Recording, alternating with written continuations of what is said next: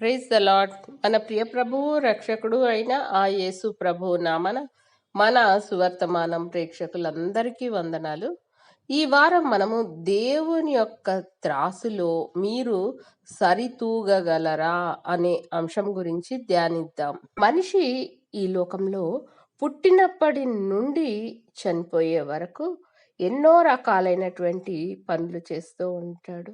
For example, దేవుడిచ్చినటువంటి చేతులతో మంచి పనులు చేస్తారు. మంచి వ్యక్తిత్వం ఉన్నవాళ్ళు, చెడు వ్యక్తిత్వం ఉన్నవాళ్ళు చెడు పనులు చేస్తారు. మరి అదే విధంగా నోటితో ప్రతిరోజు కూడా లేచినప్పటి నుండి ఎన్నో రకాలైనటువంటి మాటలు మాట్లాడుతూ ఉంటారు. అయితే ఆ మాటల్లో తేడా ఉంటుంది. వాక్యం ఏం చెప్తుందంటే, హృదయము నిండియుండు దాన్ని బట్టి నీ నోరు మాటలాడును అని చెప్తుంది. అంతే కదా, మన హృదయంలో మన మనస్సు ఏ విధంగా ఉంటుందో మరి మన నోరు కూడా అదే మాట్లాడుతుంది. లోపలుండి బయటికొకటి మాట్లాడితే దాన్ని డబల్ స్టాండర్డ్స్ అంటారు. కానీ చాలా వరకు మన హృదయం, మన మనసు ఏ విధంగా ఉందో మాటలు కూడా అలానే ఉంటాయి. మంచి వాళ్ళు, మంచి వ్యక్తిత్వము, మంచి మనసున్న వాళ్ళు క్రైస్తవులైతే బ్లెస్సింగ్స్, ఆశీర్వచనాలను పలుకుతారు. అంతేకాదు, ఆదరణ మాటలు మాట్లాడతారు. సందర్భాన్ని బట్టి ఓదార్పు మాటలు మాట్లాడతారు. వాళ్ళ మాటల్లో దేవుని ప్రేమను చూపిస్తారు. అదే మరి మంచి మనస్తత్వం లేని వాళ్ళైతే కనుక తిట్లు తిడతారు, శాపనార్థాలు పెడతారు. అందుకే కామన్గా అంటూ ఉంటారు కదా, అబ్బా వీళ్ళు నోరు తెరిసిండ్రు అని అంటే ఇంకా అలాంటి మాటలే వస్తాయి అంటారు. అంతే వాళ్ళ మనస్తత్వం అది. ఇంకా గర్వ హృదయులు వాళ్ళు, వాళ్ళ మాటలు గర్వంతో ఉంటాయి. ఎదుటి వాళ్లను తక్కువ చేస్తూ, కించపరుస్తూ, తామే గొప్ప అని ఎదుటి వాళ్ళకు చూపించుకోవాలి అని చెప్పి వాళ్ళ మాటలు మాట్లాడతారు. అయితే వాళ్ళకు తెలవాల్సింది ఏంటి అని అంటే, మాటలు గర్వంగా మాట్లాడగానే వాళ్ళు గొప్పగారు, మరి మామూలుగా మాట్లాడగానే వీళ్ళు తక్కువ కారు అనే విషయం. అయితే దేవుడు ఎప్పుడూ కూడా ఒక వ్యక్తిని గర్వపు మాటలు మాట్లాడాలి, ఈ విధంగా గర్వాన్ని ప్రదర్శించాలి అని చెప్పడు. కానీ గర్వాన్ని అసహించుకుంటాడు. వినయ విధేయతలు కలిగిన వాళ్లను దేవుడు ప్రేమిస్తాడు అని గమనించాలి. ఇంకా కొంతమంది అక్కడ లేని వ్యక్తి గురించి మాట్లాడుతూ ఉంటారు. వాళ్ళ వెనకాల చెడుగా మాట్లాడుతూ ఉంటారు. ముందు మంచిగా ప్రదర్శిస్తూ వాళ్ళ యాబ్సెన్స్లో వాళ్ళ గురించి చెడుగా మాట్లాడతారు. ఇలాంటి వాటిని కూడా దేవుడు అసహించుకుంటాడు. అంతేకాదు, ఒక వ్యక్తి యొక్క కళ్ళు కూడా మాట్లాడతాయి. మంచి వ్యక్తులు మంచిగా చూస్తారు, చెడు వ్యక్తులు చెడు బుద్ధితో చూస్తారు. అయితే ఎప్పుడైతే ఒక వ్యక్తి ఒక ఎదుటి మనిషిలో చెడును చూస్తూ ఉన్నాడు, ఒక వ్యక్తి చెడును చూస్తోంది అంటే ఆ చెడు అనేది వాళ్ళ బ్రెయిన్కి వెళ్తుంది. వాళ్ళ బ్రెయిన్ చెడుగా ఆలోచించడం మొదలు పెడుతుంది. ఈ కళ్ళు ఒక చెడుకు గేట్వే లాగా ఉంటున్నాయి, చెడు తలంపులకు తావిస్తున్నాయి. అయితే దేవుడిచ్చినటువంటి అవయవాలు, చేతులతో మంచి చేస్తున్నారు ఒక వ్యక్తి చెడు చేస్తూ ఉన్నారు. దేవుడిచ్చిన కళ్ళతో ఒకరు మంచిని చూస్తే ఒకరు చెడును చూస్తూ ఉన్నారు, మంచి చెడులను చూస్తూ ఉన్నారు. ఒక వ్యక్తికి మంచి తలంపులు ఉంటున్నాయి, ఇంకో వ్యక్తికి చెడు తలంపులు ఉంటున్నాయి. ఇవన్నీ కూడా వాళ్ళను డిసైడ్ చేస్తున్నాయి, వాళ్ళ స్వభావాన్ని డిసైడ్ చేస్తూ ఉన్నాయి. అయితే ఈ క్రియలన్నీ కూడా, ఒక వ్యక్తి చేసేటటువంటి క్రియలు మంచి క్రియలైతే ఒక రిజిస్టర్లో పరలోకంలో రిజిస్టర్ అవుతున్నాయి, చెడు క్రియలైతే ఒక రిజిస్టర్లో రిజిస్టర్ అవుతున్నాయి. ఎప్పటికప్పుడు మనం ఈ భూలోకంలో జీవించి ఉన్నప్పుడు చేసేటటువంటి ప్రతి క్రియ కూడా పరలోకంలో రిజిస్టర్ అవుతుంది. అయితే ఒక వ్యక్తి ఈ లోకంలో చనిపోయినాక మరి ఆ శరీరం మృతమవుతుంది. ఆ శరీరం అనేది ఈ భూమిలోనే పాతిపెట్టబడుతుంది. దేవుడు ప్రాణాన్ని ఊది మనకు జీవమిచ్చాడు. మరి చనిపోయిన తర్వాత ఆ ప్రాణం అనేది వెళ్ళిపోతుంది. ఇక మిగిలేది ఆత్మ. ఈ ఆత్మ అనేది నేరుగా దేవుని దగ్గరికెళ్తుంది.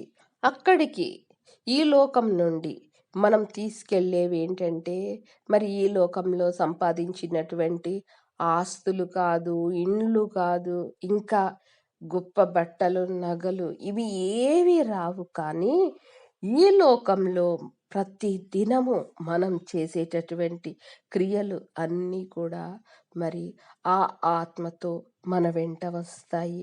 అక్కడ పరలోకంలో మరి మనం చేసినటువంటి క్రియలు మెజర్ చేయబడతాయి. అక్కడ మనం చేసేటటువంటి క్రియలు త్రాసులో వేయబడతాయి. దేవుని యొక్క త్రాసులో వేయబడతాయి. దేవుని యొక్క స్టాండర్డ్స్ ప్రకారం మనం చేసినటువంటి క్రియలు లెక్కించబడతాయి. అది ఎలాగో చూద్దాము వాక్యం ద్వారా. యెరూషలేము దేవాలయాన్ని కట్టించేటప్పుడు సొలొమోను రాజు కొన్ని వందల కిలోల వెండిని ఉపయోగించి, కొన్ని వందల కిలోల బంగారాన్ని ఉపయోగించి, బంగారు, వెండి పాత్రలను దేవుని పనులను నిర్వహించడం కోసమని, ఆలయంలో కోసమని తయారు చేయిస్తాడు. అవి ఆలయంలో ఉదయము, సాయంత్రము దేవునికి ధూపద్రవ్యాలు వేయడానికిను, ఇంకా బలులను అర్పించే సమయంలోనూ మరి ఈ పాత్రలను, ఈ బంగారు, వెండి పాత్రలను ఉపయోగించడం అనేది జరుగుద్ది. దేవుని దృష్టిలో ఇవి చాలా విలువైనటువంటి పాత్రలు.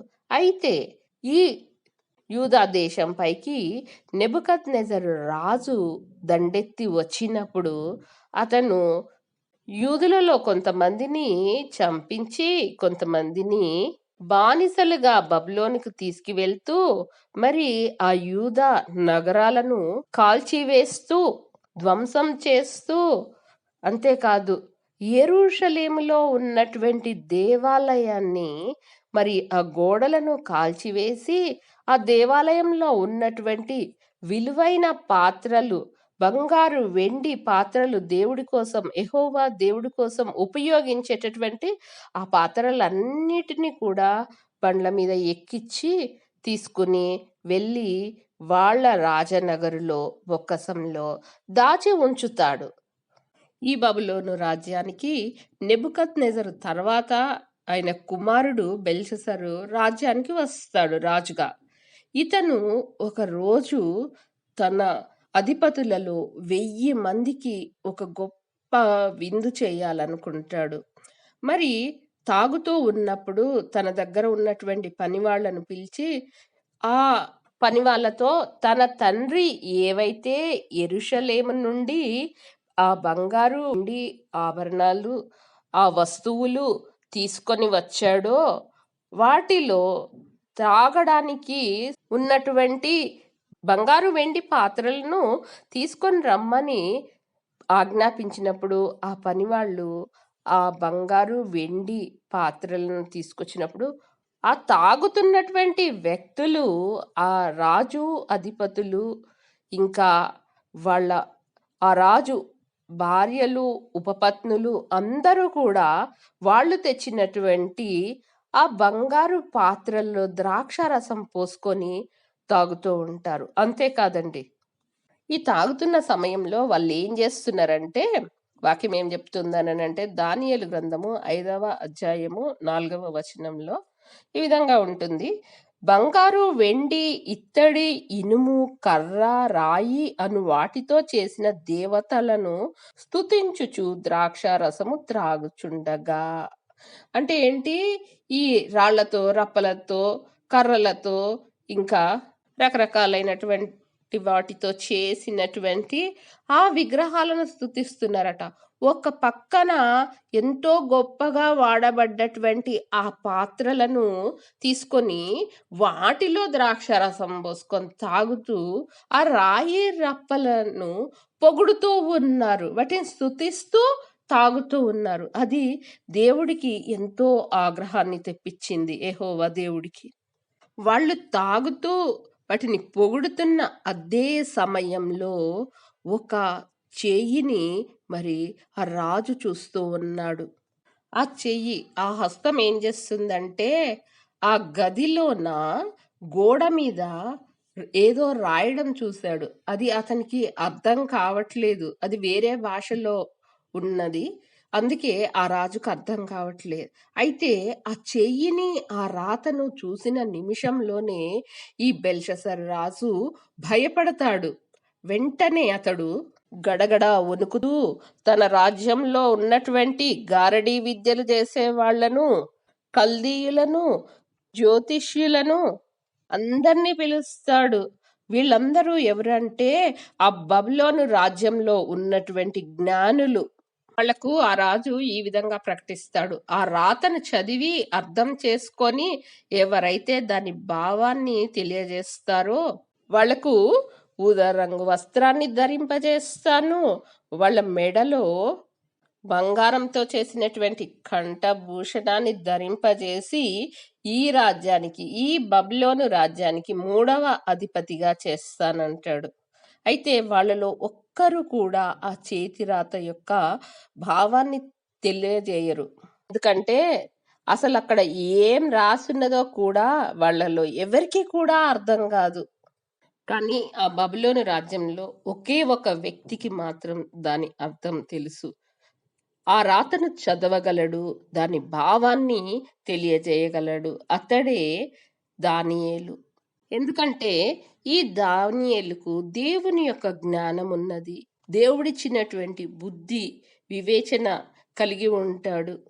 అయితే ఆ రాజు మరి ఈ దానియేలును పిలిపించి నీకెన్నో బహుమానాలు ఇస్తాను, అంతేకాదు మిగతా వాళ్ళకి చెప్పిన ప్రకారమే మరి ఆ రాజ్యానికి 3వ అధిపతిగా చేస్తాను అన్నప్పుడు దానియేలు చాలా ధైర్యంతో ఉంటాడు. ఎందుకంటే అతను దేవుని ఆజ్ఞల ప్రకారం, నియమాల ప్రకారం జీవిస్తూ ఉన్నాడు. అతనిలో దేవుని ఆత్మ పనిచేస్తుంది. అందుకే ఏ రాజుకు కూడా దానియేలు భయపడడు. నీ బహుమానాలు ఇంకా ఎవరికైనా ఇచ్చుకో, నీ దానాలు నీ దగ్గరే ఉంచుకో, కానీ నేను మాత్రము ఆ రాత యొక్క భావాన్ని నీకు తెలియజేస్తాను.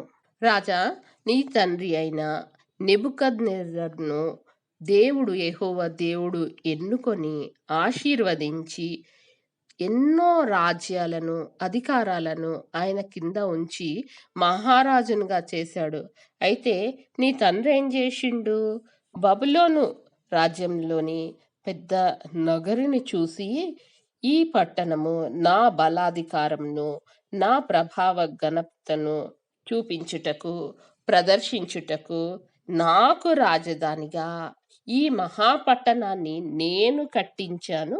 ఇది కేవలము నా గొప్పే, ఇది కేవలము నా బలమే అని మనసులో గర్విస్తూ ఉండగా దేవుడు నీ తండ్రి చేతిలోని ఆ రాజ్యాన్ని 7 సంవత్సరాలు తీసివేశాడు. వేరే వాళ్లకు ఆ 7 సంవత్సరాలు ఆ రాజ్యాన్ని అనుగ్రహించాడు. నీ తండ్రి మాత్రము పిచ్చివాడిలాగా 7 సంవత్సరాలు మనుషులకు దూరంగా ఒక మానసిక రోగిలాగా జీవించాడు. ఎప్పుడైతే తాను చేసినటువంటి పాపాలకు పశ్చాత్తాపపడ్డాడో ఆ మరుక్షణమే తిరిగి దేవుడు అతని రాజ్యంతో ఆశీర్వదించాడు. ఇది అతని కొడుకువైన నీకు తెలియదా? ఇవన్నీ తెలిసి కూడా నువ్వు నీ మనసులో ఉప్పొంగిపోతూ నీ గొప్పను నువ్వు అణచుకోలేక యెరూషలేము దేవాలయ ఆలయ సంబంధమైనటువంటి ఉపకరణాలలో మద్యపానాన్ని పోసుకొని తాగుతూ కనీసం చూడలేని, వినలేని, మాట్లాడలేని ఆ విగ్రహాలను పొగుడుతూ నువ్వు నీ ప్రాణము, నీ మార్గాలు ఏ దేవుని చేతిలో ఉన్నాయో ఆ దేవుణ్ణి నువ్వు గనపరచడం లేదు. ఆ దేవుణ్ణి నువ్వు స్తుతించడం లేదు. నిజమైనటువంటి దేవుణ్ణి అవమానిస్తూ, ఆ రాళ్ళు రప్పలని స్తుతిస్తూ, పొగుడుతూ ఉన్నావు. అయితే అందుకే మరి ఆ దేవుడు నీ గురించి ఆ గోడ మీద రాశాడు. ఏమని రాశాడో తెలుసా? వాక్యం నుండి చూద్దాము. దానియేలు గ్రంథము 5వ అధ్యాయము 25వ వచనము. మేనే మేనే టెకెల్ ఉఫార్సిన్. ఈ వాక్య భావం ఏమనగా, మేనే అనగా దేవుడు నీ ప్రభుత్వ విషయంలో లెక్క చూసి దాని ముగించెను. టెకేల్ అనగా ఆయన నిన్ను త్రాసులో తూచగా నీవు తక్కువగా కనబడితివి. ఫెరేన్ అనగా నీ రాజ్యము నీ యొద్ద నుండి విభాగింపబడి మాదీయులకును పారసీయులకును ఇవ్వబడును. దేవుడు రాసినటువంటి ఆ మేనే మేనే టెకేల్ ఉఫార్సిన్ అనే మాటలో అంత అర్థం ఉన్నదండి. ఏదైతే రాజ్యాన్ని చూసుకొని నువ్వు ఉప్పొంగిపోతున్నావో, నిన్ను నువ్వు అంచుకొని మామూలుగా నిలబడలేకపోతున్నావో, ఆ రాజ్యం యొక్క లెక్కను చూసి ఆ అకౌంట్స్ నిన్ను క్లోజ్ చేసేస్తూ ఉన్నాను. అంతేకాదు, నిన్ను అంటే నీ క్రియలను నేను త్రాసులో వేసి చూడగా నువ్వు తక్కువగా కనబడితివి. అందుకే నీ రాజ్యాన్ని నీ చేతిలో నుండి తీసేసి మాదీయులు పారసీలకు అప్పగిచ్చేస్తున్నా అంటున్నాడు. ఇక్కడ దేవుడి యొక్క అధికారాన్ని, తాను సృష్టించినటువంటి ఈ సృష్టి పైన దేవుని యొక్క అధికారాన్ని మనం చూస్తూ ఉన్నాము. ఏదైతే రాజ్యాన్ని, ఆ 1000 మంది అధిపతులను, ఆయనకున్నటువంటి భార్యలను, ఉపపత్నులను, ఆ గొప్పతనాన్ని చూసుకొని తాగుతూ, లెక్క లేకుండా, నిర్లక్ష్యంగా, దేవుడంటే భయం లేకుండా, తన తండ్రికి యెహోవా దేవుడు 7 సంవత్సరాలు పనిష్మెంట్ ఇచ్చినా గాని, తన తండ్రి పిచ్చోళ్ళలాగా తిరిగినా గాని అవన్నీ పట్టించుకోకుండా గర్వంతో వీగుతూ మరి దేవుడి యొక్క ఆలయ ఉపకరణాలన్నీ తెప్పించి వాటిల్లో వేసుకొని ద్రాక్షరసాన్ని తాగడం వల్ల అతడు చాలా పెద్ద శిక్షను, దేవుడి యొక్క శిక్షకు గురవుతున్నాడు. అంతేకాదు, ఆ మరు నిమిషమే ఆయన లెక్క దేవుడి చేత చూడబడింది. అంతేకాదు, ఆయన యొక్క క్రియలను దేవుడు చూస్తూ ఉన్నాడు. అసలు ఈ వ్యక్తి యొక్క స్టాండర్డ్స్ ఏంటి? ఈ స్టాండర్డ్స్ మరి దేవుడు నిర్ణయించినటువంటి స్టాండర్డ్స్ కి సరిపోతున్నాయా లేదా, దేవుడి యొక్క మెజర్స్ కి అతను సరితూగుతున్నాడా లేదా అని చూస్తే అతడు సరితూగడం లేదు. అందుకే అతని చేతిలో నుండి రాజ్యాన్ని తీసుకోవడం మాత్రమే కాదు, కానీ అతడు ఎప్పుడైతే దానియేలు మరి దాని యొక్క భావం చెప్పినప్పుడు దానియేలుకు తను ఊదా రంగు వస్త్రాలు తొడిగించి, బంగారు కంఠాభరణాలు తొడిగించి ఆ రాజ్యానికి 3వ అధిపతిగా చేస్తాడు. కానీ దేవుడు మాత్రం ఈ బెల్షజర్కి పనిష్మెంట్ని ఇచ్చేస్తాడు. ఏ విధంగా? ఆ రాత్రే మరి ఆ బెల్షజర్ చనిపోతాడు, హతుడవుతాడు. బెల్షజర్ యొక్క గర్వము, దేవుడంటే లెక్కలేనితనము, అతని చెడు క్రియల వల్ల అతను మరి దేవుడు త్రాసులు వేసి చూసినప్పుడు అతడు తక్కువగా కనపడ్డాడు. మరి ఈ దినాన ఈ వాక్యం వింటున్నటువంటి మీ అందరినీ ఒక ప్రశ్న వేస్తున్నాను. దేవుడు మిమ్మల్ని త్రాసులో వేసి చూస్తే, మీ క్రియలను త్రాసులో వేసి చూస్తే, మరి దేవుడి యొక్క స్టాండర్డ్స్ తగ్గట్టుగా మీ క్రియలున్నాయా? ఒక్కసారి ఈ దినాన మిమ్మల్ని మీరు పరిశీలించుకోండి. ఎందుకంటే ఒకరోజు మరి ప్రతి ఒక్కరూ కూడా ఎవరి క్రియలను బట్టి వాళ్ళు ప్రతిఫలాన్ని పొందాల్సి ఉన్నది. ఆ దినాన మీ పరిస్థితి ఏంటి? ఒక్కసారి ఆలోచించండి. నేను పరలోకం వెళ్ళి వచ్చి వాళ్ళు వాళ్ళ సాక్ష్యాలు ఇచ్చేవాళ్ళవి చూస్తూ ఉన్నప్పుడు వీడియోస్, మరి అక్కడక్కడ నేను విన్నది ఏంటంటే, వీళ్ళు పరలోకం వెళ్ళగానే అక్కడ దేవుడు ఒక చోట నిలబెట్టి వాళ్ళకు చూపిస్తూ ఉంటాడట.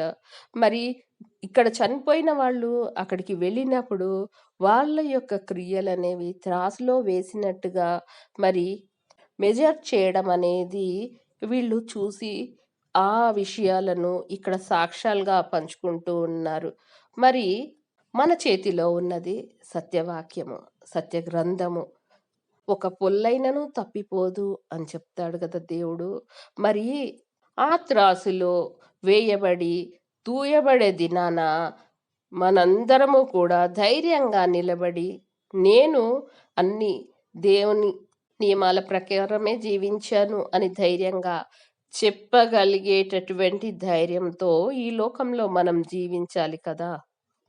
దేవుడి యొక్క త్రాసులో ఒక వైపున మనం ఈ లోకంలో ఉన్నప్పుడు చేసినటువంటి క్రియలు ఉంటాయి. మరి రెండవ వైపున ఏముంటాయి? దేవుడి యొక్క స్టాండర్డ్ మెజర్స్ ఉంటాయి. దేవుడి యొక్క స్టాండర్డ్ మెజర్స్ ఏంటి అంటే, ఆయన నీతి న్యాయాలను పాటించడం. అంతేకాదు, మనకు ఏ ఏ పనులు చేయవద్దని చెప్పి దేవుడు మనకు ఆజ్ఞాపించాడో ఆ పనులను స్టాండర్డ్ మెజర్స్‌గా ఉంచుతాడు. మనం దేవుడి యొక్క మాట ప్రకారం ఎంతవరకు నిలబడ్డామో గమనిస్తాడు, చెక్ చేస్తాడు. ఒక్కొక్కటిగా ఆ విషయాలను మనం వాక్యం నుండి ధ్యానిస్తాము. లూకాసు వార్త 6వ అధ్యాయంలో కొంతవరకు దేవుడిచ్చాడు. లూకాసు వార్త 6వ అధ్యాయము 27వ వచనం, 28వ వచనం చూద్దాం. వినుచున్న మీతో నేను చెప్పునదేమనగా, మీ శత్రువులను ప్రేమించుడి, మిమ్మును ద్వేషించు వారికి మేలు చేయుడి, మిమ్మును శపించు వారిని దీవించుడి, మిమ్మును బాధించు వారి కొరకు ప్రార్థన చేయుడి అంటున్నాడు. ఈ లోకపరంగా గమనిస్తే మనం శత్రువులను ద్వేషిస్తూ ఉంటాము. వాళ్ళ గురించి మాట్లాడడానికి కూడా ఇష్టపడం. కానీ దేవుడు ఏమంటున్నాడు? దేవుని యొక్క నియమాలు ఈ లోక నియమాలకు ఎప్పుడూ విరుద్ధంగా ఉంటాయి. అందుకే శత్రువులను ద్వేషించకండి, ప్రేమించండి అని చెప్తున్నాడు. అంతేకాదు, మిమ్మల్ని శపించే వాళ్ళను శపించకండి, వాళ్ళను దీవించండి అని చెప్తున్నాడు. ఎవరైతే మిమ్మల్ని బాధిస్తున్నారో వాళ్ళ కొరకు ప్రార్థించండి అని చెప్తూ ఉన్నాడు. అంతేకాని వాళ్ళతోని గొడవ పెట్టుకోండి లేదా తిరిగి వాళ్ళని బాధ పెట్టండి అని చెప్పడం లేదు. కానీ వాళ్ళను నాకు అప్పగించండి, నాకు ప్రార్థించండి వాళ్ళ గురించి, నేను మీకు న్యాయం చేస్తానని చెప్తూ ఉన్నాడు. అంతేకాదు 35వ వచనం గమనించినట్లయితే, మీరైతే ఎట్టి వారిని గూర్చి అయినను నిరాశ చేసుకొనక మీ శత్రువులను ప్రేమించుడి, మేలు చేయుడి, అప్పు ఇయ్యుడి, అప్పుడు మీ ఫలము గొప్పదయ్యును, మీరు సర్వోన్నతుని కుమారులయ్యుందురు.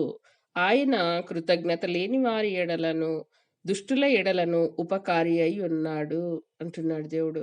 దేవుడు ఏ విధంగా ఉపకారం చేశాడో మరి ఆ విధంగా శత్రువులకు కూడా ఉపకారిలాగా ఉండాలని, వాళ్ళను ద్వేషించకుండా ప్రేమించాలని, మేలు చేయాలని, వాళ్ళకి అప్పియ్యాలని, వాళ్ళ బాగోగులు చూసుకున్నప్పుడు మనము అప్పుడే ఆ దేవుని యొక్క కుమారులము, కుమార్తెలము అయి ఉంటామని దేవుడు సెలవిస్తూ ఉన్నాడు. ఇంకా 36, 37, 38 వచనాలను గమనించినట్లయితే, కాబట్టి మీ తండ్రి కనికరము గలవాడై ఉన్నట్టు మీరును కనికరము గలవారై యుండుడి. తీర్పు తీర్చకుడి, అప్పుడు మిమ్మును గూర్చి తీర్పు తీర్చబడదు. నేరము మోపకుడి, అప్పుడు మీ మీద నేరము మోపబడదు. క్షమించుడి, అప్పుడు మీరు క్షమింపబడుదురు. ఇయ్యుడి, అప్పుడు మీకు ఇయ్యబడును అంటున్నాడు దేవుడు. ఆ వాక్యాన్ని నేను కొంత పాస్ చేస్తూ ఉన్నాను. తిరిగి 36వ వచనం నుండి మనం గమనించినట్లయితే, మనము కనికరము గలవారమై ఉండాలని, ఎవరి గూర్చి కూడా తీర్పులు తీర్చకూడదు అని చెప్పి, ఎవరి మీద నేరాలు మోపకూడదు. వాళ్ళు ఏ తప్పు చేసినా కానీ దేవుని సన్నిధిలో మనము చెప్పాలి, కానీ వాళ్ళ మీద మనం నేరాలు మోపకూడదు, తీర్పులు తీర్చకూడదు. అలా చేసినప్పుడు మాత్రమే మన మీద నేరము మోపబడదని, మనము క్షమాపణ గుణం కలిగి ఉండాలని, అలాంటప్పుడే మనకు క్షమాపణ దేవుని దగ్గర నుండి దొరుకుద్దని చెప్తూ ఉన్నాడు. ఇవన్నీ మనం చేస్తూ ఉన్నప్పుడు మనకేం జరుగుద్దట? అణచి కుదించి దిగజారునట్లు నిండు కొలతను మనుషులు మీ ఒడిలో కొలుతురు. మీరు ఏ కొలతతో కొలుతురో ఆ కొలతతోనే మీరు మరలా కొలువబడునని చెప్పెను. అర్థమవుతుంది కదండి. మనం ఈ లోకంలో దేవుని యొక్క కనికరాన్ని, దేవుని ప్రేమను, జాలిని కలిగి ఉండి శత్రువులను ప్రేమిస్తూ, మేలు చేస్తూ, మనల్ని బాధించే వాళ్ళ కొరకు ప్రార్థిస్తూ, ఎవరిపైన తీర్పులు తీర్చకుండా క్షమాపణ గుణాన్ని కలిగి ఉంటే అప్పుడు మనము నిండు కొలతతో కొలవబడతామట. అందుకే అంటున్నాడు కదా, మీరు ఏ కొలతతో కొలుతురో ఆ కొలతతోనే మీరు మరలా కొలువబడుదురు. ఎక్కడ కొలవబడతాము? ఆ పరలోకంలో మనం కొలవబడతాం. ఆ పరలోకంలో మనల్ని మెజర్ చేస్తారు. మార్కు సువార్త 4వ అధ్యాయము 22, 23, 24 వచనాలను గమనించినట్లయితే ఈ విధంగా ఉంటుంది. రహస్యమైనది ఏదైనాను తేటపరచబడకపోదు, బయలుపరచబడుటకే గాని ఏదియు మరుగు చేయబడలేదు. వినుటకు చెవులెవనికైన నుండిన ఎడల వాడు వినుగాక. మరియు ఆయన మీరేమి వినుచున్నారో జాగ్రత్తగా చూచుకొనుడి. మీరెట్టి కొలతతో కొలుతురో మీకును అట్టి కొలతతోనే కొలువబడును అని చెప్తున్నాడు. మళ్ళీ ఇక్కడ మార్కు ఇంకొంచెం క్లియర్గా చెప్తున్నాడండి. రహస్యమైన ఏదైనాను తేటపరచబడకపోదు. ఇక్కడ మరి మనుషులు చేసేటటువంటి రహస్యంగా చేసే క్రియలు కూడా ఒక దినాన బయలుపడతాయి. అంతేకాదు, మీరెట్టి కొలతతో కొలుతురో మీకును అట్టి కొలతతోనే కొలవబడును, మరి ఎక్కువగా మీకు ఇయ్యబడును. చేసినటువంటి పాపాలుంటే ఎక్కువగా మరి వాళ్లకు ఆ శిక్ష అనేది ఇంకా ఎక్కువగా ఇయ్యబడుతుంది. ఇక్కడ చేసినటువంటి పాపాలకు శిక్ష చాలా ఎక్కువ మోతాదులో ఉంటుందని, అదే ఈ లోకంలో ఉన్నప్పుడు మేలులు చేస్తే మరి ఆ మేలులకు ప్రతిఫలం బహు గొప్పగా ఉంటుందని చెప్పి వాక్యం సెలవిస్తోంది. అయితే ఇంకా ఎలాంటి క్రియలు దేవుని యొక్క త్రాసులో సరితూగలేవో చూద్దాము. 1వ కొరింథీలకు రాసినటువంటి పత్రిక 6వ అధ్యాయము 9, 10 వచనాలు చూద్దాము. అన్యాయస్తులు దేవుని రాజ్యానికి వారసులు కానేరని మీకు తెలియదా? మోసపోకుడి.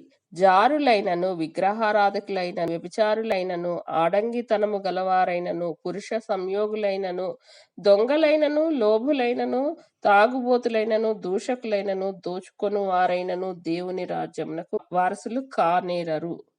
ఇంకా గలతీ 5వ అధ్యాయము 20, 21వ వచనాల్లో ఈ విధంగా ఉన్నదండి. ఒక చిన్న లిస్ట్ చూద్దాము.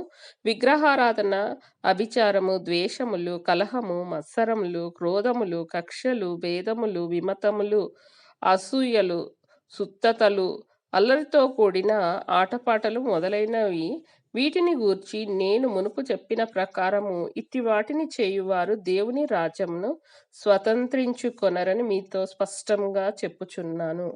ఈ 2 లిస్టులను కలిపి మనం చదివినట్టయితే విగ్రహారాధన, ద్వేషం ఉండకూడదు, కలహం ఉండకూడదు, గొడవలు పెట్టుకోవద్దు, ఒకరిని ద్వేషించకూడదు, వాళ్ళ పైన మన కోపతాపాలు ప్రదర్శింపకూడదు, కక్ష పెంచుకోవద్దు, అసూయ పెంచుకోవద్దు. అంతేకాదు, ఇక్కడ చిన్న చిన్నవైనా కానీ వీళ్ళు కూడా దేవుని రాజ్యానికి వెళ్ళరట. ఒకసారి చూద్దాము. అల్లరితో కూడిన ఆటపాటలు. మరి ముఖ్యంగా ఈ దినాల్లో చాలా యువత ఎక్కువగా ఇలాంటి వాటిని ప్రిఫర్ చేస్తుంది. పెద్ద పెద్ద సౌండ్ మ్యూజిక్ పెట్టుకొని ఈ డాన్సులు వేయడము, ఆ అల్లరి చిల్లరగా బిహేవ్ చేయడం అనేది జరుగుతుంది. For example pubs. మరి అలాంటి వాటిని ద్వేషిస్తున్నాడు. ఇలాంటి వాళ్ళు దేవుని రాజ్యానికి చేరరని చెప్తూ ఉన్నాడు. అంతేకాదు, ఇంకొకటి ఉన్నదండి. అదేంటంటే లోభి గుణము, పిసినారితనం. ఈ విషయం మనకు 1వ కొరింథీ 6వ అధ్యాయము 10వ వచనంలో ఉన్నది. అంతే కదండి, ఎఫెసీయులకు రాసినటువంటి పత్రిక 5వ అధ్యాయము 5వ వచనంలో కూడా ఉన్నది. కాబట్టి లోబులు అంటే పిసినారి వాళ్ళు కూడా దేవుని రాజ్యానికి చేరరని వాక్యం సెలవిస్తుంది. అంతేకాదు, తాగుబోతులు, తాగేవాళ్ళు కూడా దేవుని రాజ్యానికి చేరరని వాక్యం సెలవిస్తుంది.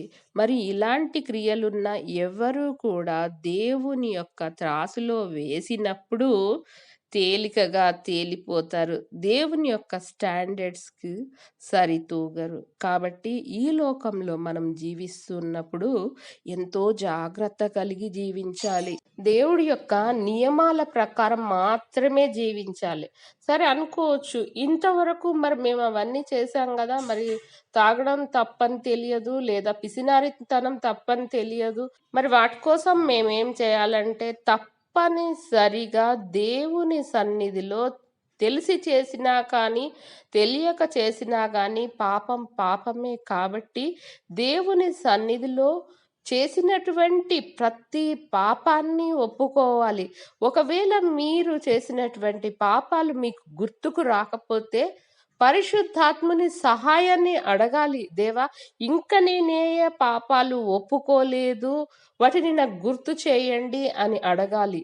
అంతేకాని ఆ పాపాలను కప్పి ఉంచితే మాత్రం ప్రమాదమే. ప్రతి పాపాన్ని ఒప్పుకొని యేసయ్య పరిశుద్ధ రక్తంలో కడగబడినప్పుడు మాత్రమే దేవుని యొక్క త్రాసుతో సరితూగగలం.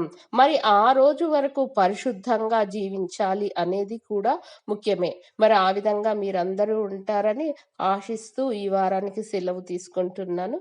God bless you all.